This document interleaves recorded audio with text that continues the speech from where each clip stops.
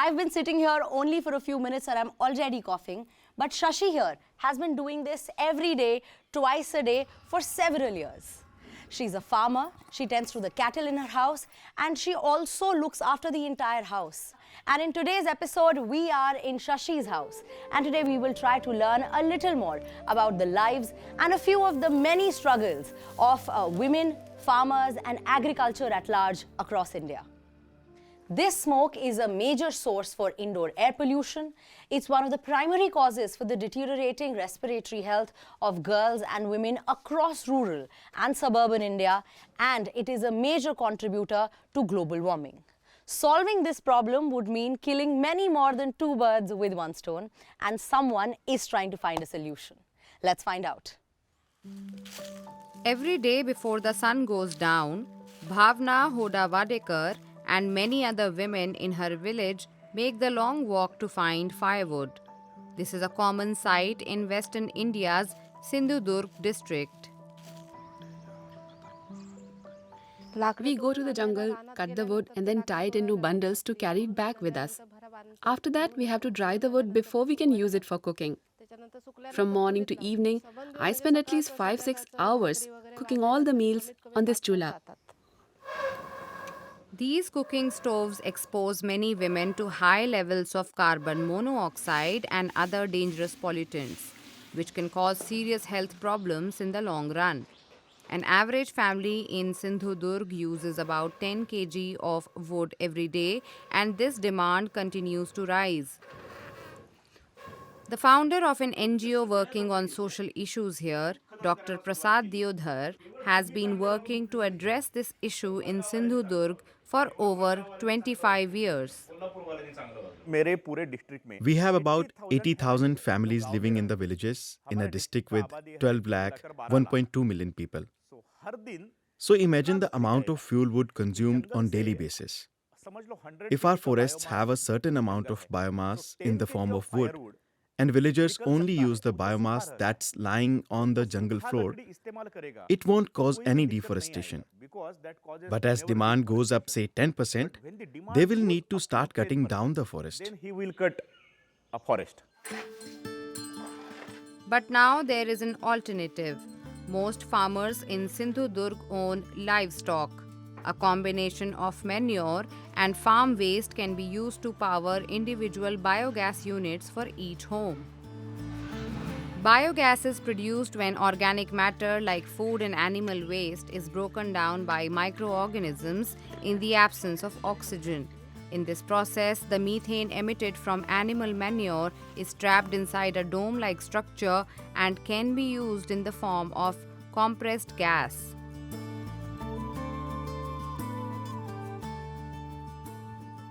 The manure and urine from the cow and our own toilet waste can be integrated for the waste needed to produce biogas.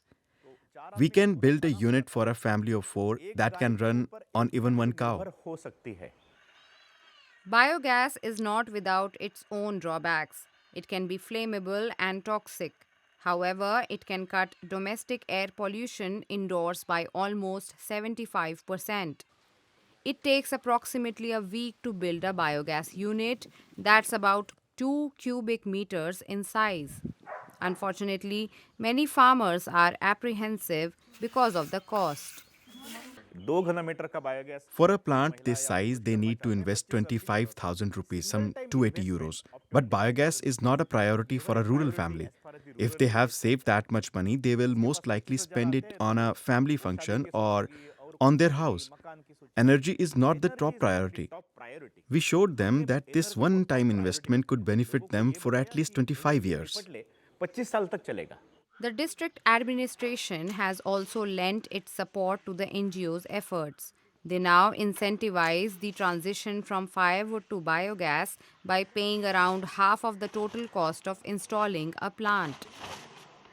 Anything new, people are a little apprehensive. So making them understand about, this is how it's sustainable, how it's cost effective. So we are giving them an incentive of around 14,500 per beneficiary. The government has given every district targets of, how to switching to sustainable fuel.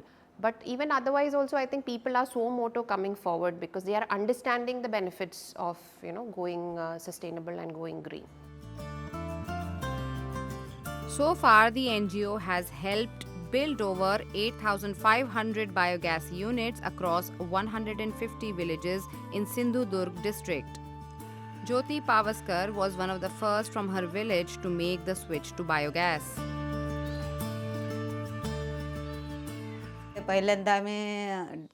Since I've had the biogas, I don't need to go to the forest. Now I can cook very quickly. The NGO has also given us a 10-liter pressure cooker, and once I put that on the gas, I can cook a full meal in 30 minutes. And whatever time I'm saving, I now use it in the fields. I've got more time for our dairy business, and we are able to produce more milk. आणि त्या उर्वरित आमचा जो वेळ आहे तो आम्हाला शेतामध्ये काम करायला मदत होते. More women have followed her lead and moved to this cleaner and more convenient alternative for cooking. Many report that the time saved has enabled them to start businesses or work on the farm to help generate more income for their families.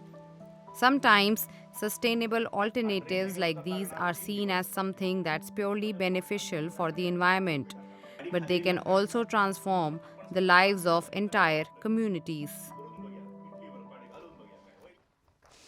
From a farmer's house, we have now come to the field, and this right here is the wheat crop. Once the grain is taken, what is left is a husk, straw and some stubble, especially with the paddy crop. And this is often burnt, becoming one of the primary causes for air pollution across the Indo-Gangetic plain, making it almost impossible to breathe in almost all of north of India. But today I learned this can be efficiently managed and also profitably upcycled.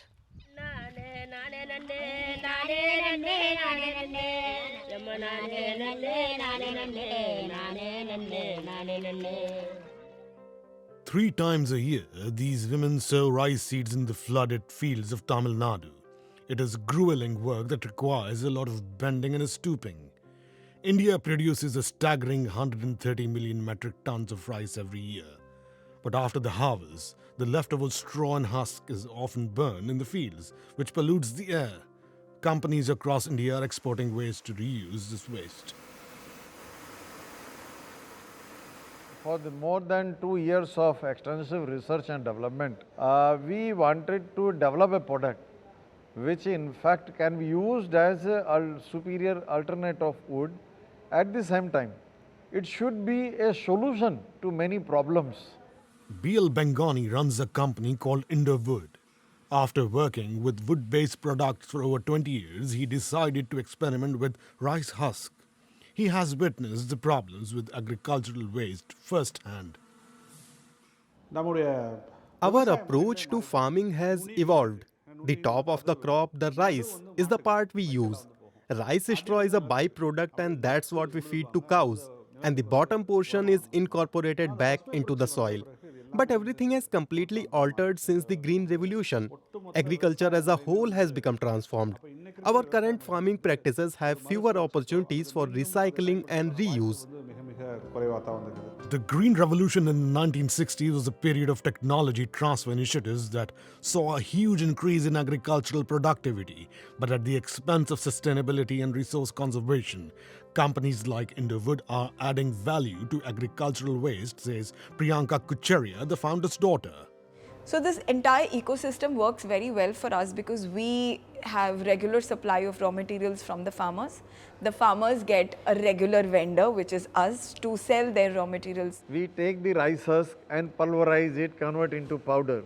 That there are totally 16 or 17 ingredients mixed together in a prefixed ratios, and then it is feeded in the screw barrel and the extruder machine. From the extruder machine, it is continuously taken out, it makes the board. Plywood is a popular building material, usually made by bonding together thin layers of wood using strong adhesives. India is the world's second largest producer of plywood, which is used a lot for furniture and interior design. Using rice husk as a substitute for wood can help prevent deforestation. is simply because wherever you are able to use plywood, there you can use Indowood. Not just limited to chairs or furniture or beds, it can also comfortably be used in the kitchens, in vanity where the moisture is high. Indowood NFC can be printed, polished, stained, and also thermoformed. So you can create any kind of curved surface or a spiral staircase if you want to create anything is possible.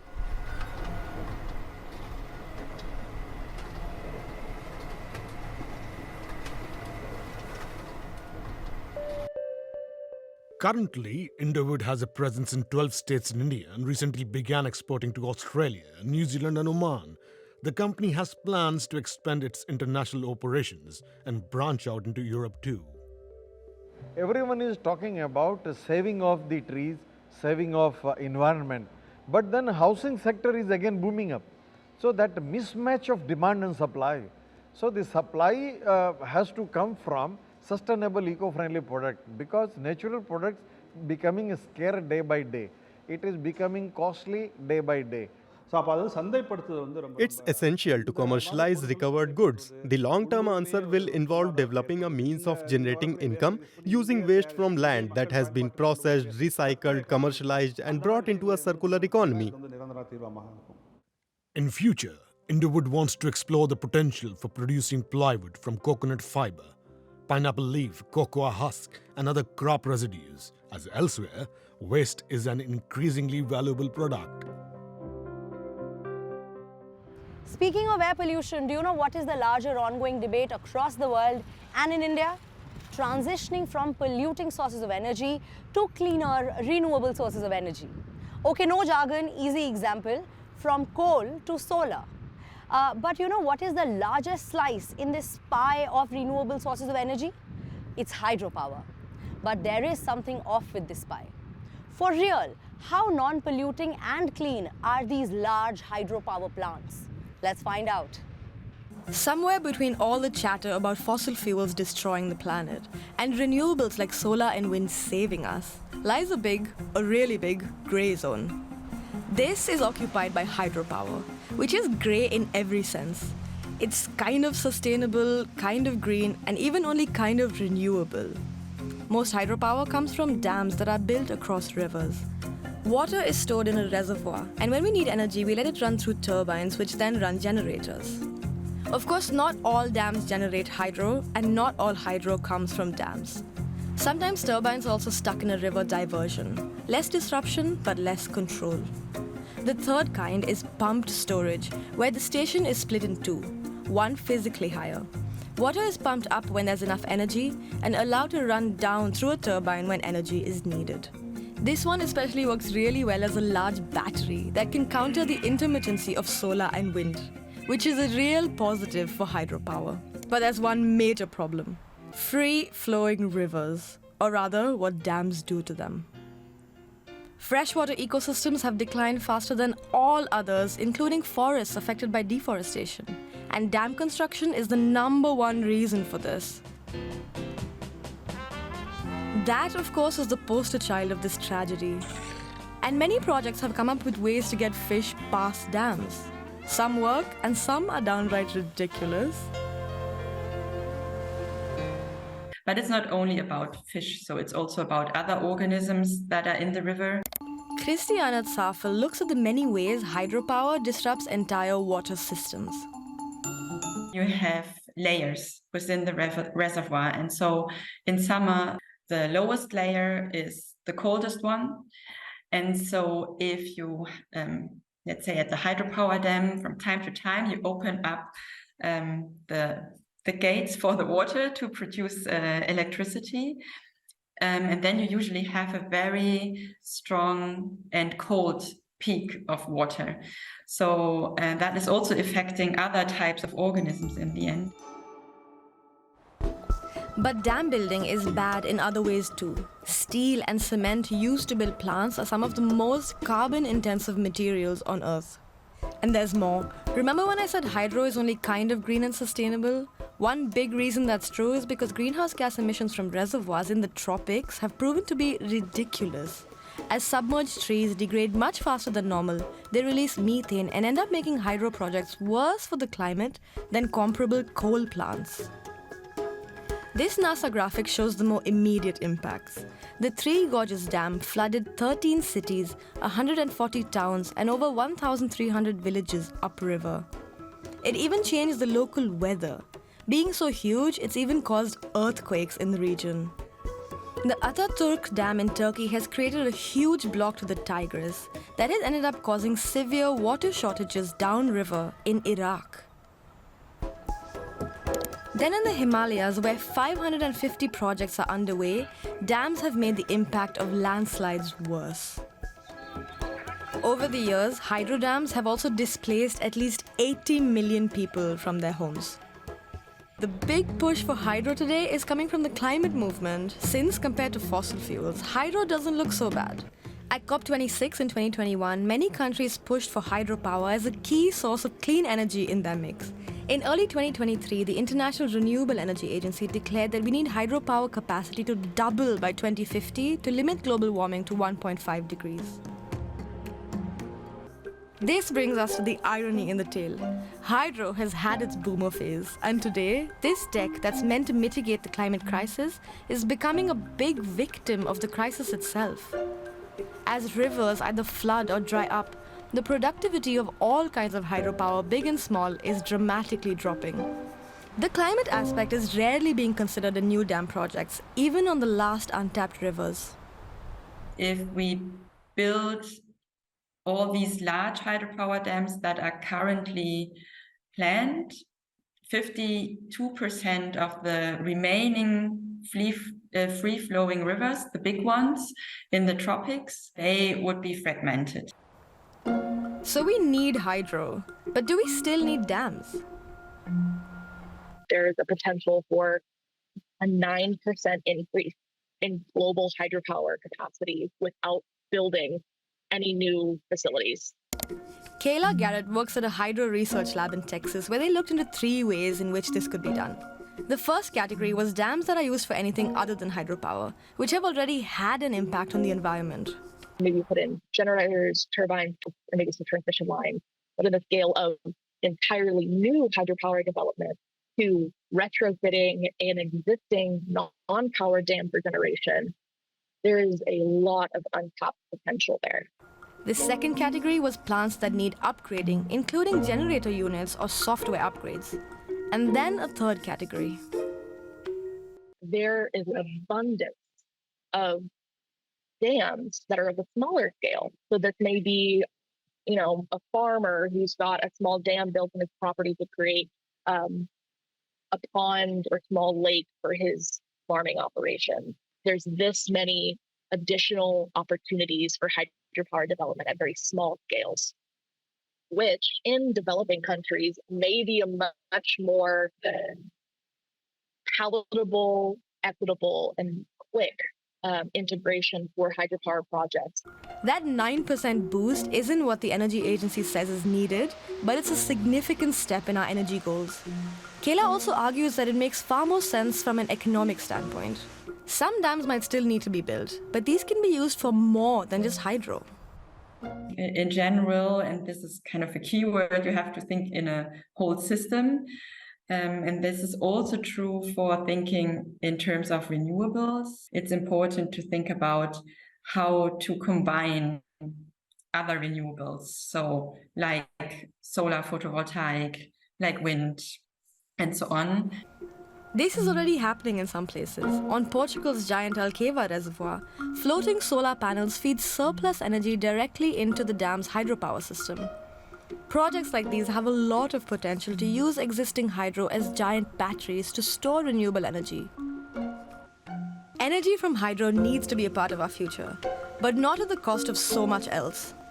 When this is considered, we can move towards a truly green future. Half of Pakistan and almost all of North India are located in the Indo-Gangetic Plain. And several of the world's most air-polluted cities are also located here. And I grew up in one such city. Growing up, schools would be shut down because of smog in the winter months. I mean, we would look out of our windows and just see smog and nothing else. I mean, it's still the same. But in school, my best friend who had asthma would lock herself up in her house because of the pollution outside. And I didn't like that one bit. But what is the cause of this air pollution and what are the solutions to this? Let's find out. Every year, when the temperature dips in winter, the air quality in the Pakistani city of Lahore quickly goes from bad to worse. When the land cools down, pollution from cars and factories doesn't get blown away from the city and instead forms a thick smog. This smog is especially bad for children's health. That's why many schools give students days off to avoid forcing them to commute in the polluted city. Smog usually starts in winter. Most of the schools are closed, including my school. So I can't see my friends anymore. And everyone usually stays home. During smog season, this 1100-bed children's hospital is frequented by young patients suffering from respiratory issues. Studies have shown that increased exposure to air pollution can even have long-term impacts on the development of children's neurological and cognitive capacities.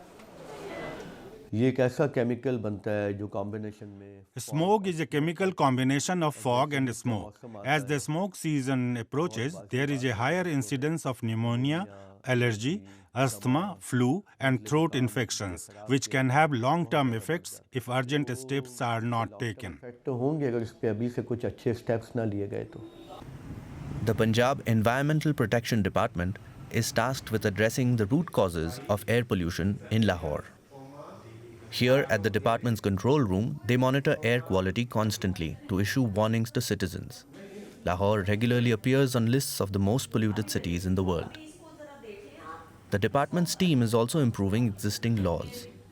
And now they are focusing on a specific solution to reduce the air pollution that's gotten worse due to urbanization. As more and more people come to the cities, there is a greater strain on the resources. More cars are needed and more construction activity takes place. And then to provide those resources to the cities, there are brick kilns and factories that try to be close to the cities for better access and convenient supply. All this causes concentrated air pollution in the cities. ताकि एक जो communication है वो बेहतर हो उनकी जो supply है तो उसकी वजह से यकीनन जो है वो एयर पॉल्यूशन कंडेंस हो जाती है शहरों में. There are close to 8,000 brick kilns in the state of Punjab alone, contributing to an estimated 10% of the pollution in the region. In the past, they used an antiquated baking method. This procedure required coal to be burned in a furnace, a process that's not environmentally friendly, releasing smoke with a high density of carbon monoxide and particulate matter. But here in Punjab, almost 60% of them have been converted to new zigzag kilns. This anti-smog squad is inspecting brick kilns to oversee the transition to the zigzag method and make sure no illegal fuel is being used. Previously, the chimney emitted black smoke, which flowed down with the changing wind. We had to face health issues due to that. But now, we have no issues. The smoke is far lesser and is white in color now. The bricks are placed in a zigzag pattern inside the kiln that creates little passages between them and allows the heat to be evenly distributed. The fuel added from the top burns more efficiently, reducing fuel consumption and emissions. Converting a traditional kiln into a zigzag kiln costs up to 10,000 euros. However, the investment can be recouped within a year, and the benefits to health and the environment are enormous. Authorities estimate overall pollution levels have already halved compared to the previous year. As the yearly smog period ends, Mariam eagerly returns to school. Today I'm going to school because the smog is almost over and most of the schools are open now. I hope that smog goes away for the rest of our lives. Going forward, the city's administration has plans to help reduce car use by improving public transit and creating a network of bike lanes. Lahore is set to grow in the coming years. Its citizens are hoping authorities will drastically reduce the air pollution so that its 13 million residents can finally breathe easy. Today's episode got us away from the city and into the villages where most of India lives. And today I learnt a little more about both indoor and outdoor pollution and the people who are trying to find the solutions for this. And what we learnt is that there is still some hope. But you let me know, what did you like the most about today's episode and what would you like to see more of? You can write to us at ecoindia@dw.com and keep coming back every week for more such adventures with me through fields and forests and villages. Until then, have a great week. Take care. See you soon. Namaskar.